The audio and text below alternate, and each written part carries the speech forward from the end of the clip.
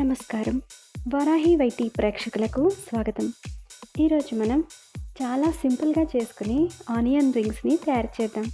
ముందుగా ఉల్లిపాయల్ని శుభ్రంగా కడుక్కుని ఈ విధంగా రింగ్స్ లాగా కట్ చేసుకోవాలి.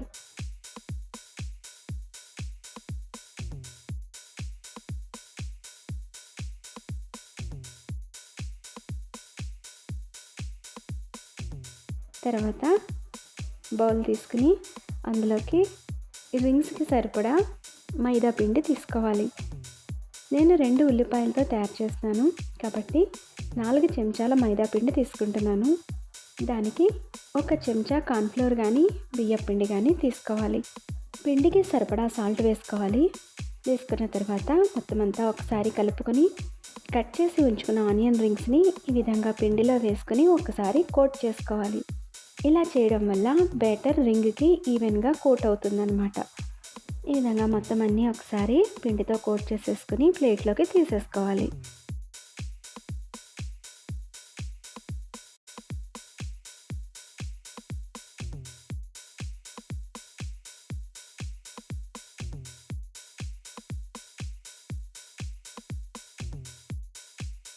ఇప్పుడు కొద్దిగా నీళ్లు కలుపుకుంటూ బజ్జీల పిండిలాగా ఉండలు లేకుండా మృదువుగా కలుపుకోవాలి.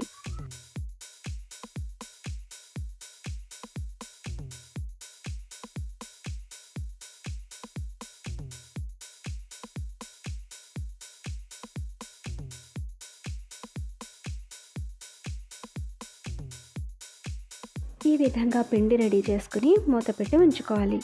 తర్వాత స్టవ్ వెలిగించుకుని కడాయి పెట్టుకుని డీప్ ఫ్రైకి సరిపడా ఆయిల్ వేసుకోవాలి. ఆయిల్ వేడెక్కేలోపు ఉండే టైం మనం కలిపి పెట్టుకున్న పిండి సెట్ అవ్వడానికి సరిపోతుంది. ఇప్పుడు ఒక్కొక్క రింగ్ని బ్యాటర్లో ముంచుకుంటూ ఆయిల్ మీడియం ఫ్లేమ్లో వేడిగా ఉన్నప్పుడు వేసుకోవాలి. స్టవ్ మీడియం ఫ్లేమ్లో ఉండాలి, పూర్తిగా హైలో ఉండకూడదు. హైలో ఉన్నప్పుడు మాడిపోయినట్టుగా అయిపోతాయి.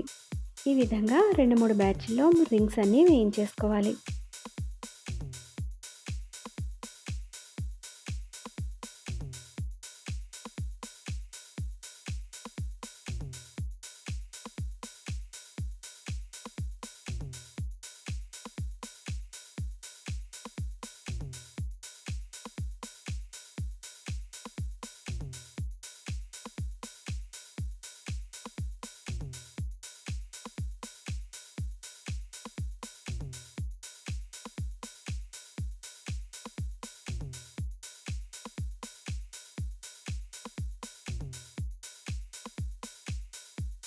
ఈ ఆనియన్ రింగ్స్ ఈవినింగ్ స్నాక్స్ లాగా చాలా బాగుంటాయి. క్రంచీగా, సాఫ్ట్గా, చాలా టేస్టీగా ఉంటాయి. మీరందరూ తప్పకుండా ట్రై చేయండి. చాలా సులువుగా చేసేసుకోవచ్చు. దీనికి ప్రీ ప్రిపరేషన్ కూడా ఏమీ ఉండదు. ఒక 5-10 నిమిషాల్లో చకచకా చేసేసుకోవచ్చు. ఇప్పుడు రింగ్స్ అన్నీ ఒక ప్లేట్లోకి సర్దుకుని తర్వాత ఇంకొక ప్లేట్లోకి కొద్దిగా కారం, మసాలా పొడి, చిటికెడు సాల్ట్ వేసుకుని 3 బాగా కలిసేలాగా కలుపుకొని ఈ మసాలా పొడిని రింగ్స్ మీద జల్లుకోవాలి. చూసారు కదా, ఈ విధంగా మనం చేతితో వేసినప్పుడు ఒకచోటే పడుతుంది. ఈ విధంగా టీ చిక్కల్లో వేసుకొని జల్లుకోవడం వల్ల మనకి ఈవెన్గా పడుతుందన్నమాట. ఆనియన్ రింగ్స్ని పిల్లలు, పెద్దలు అందరూ చాలా ఇష్టంగా తింటారు.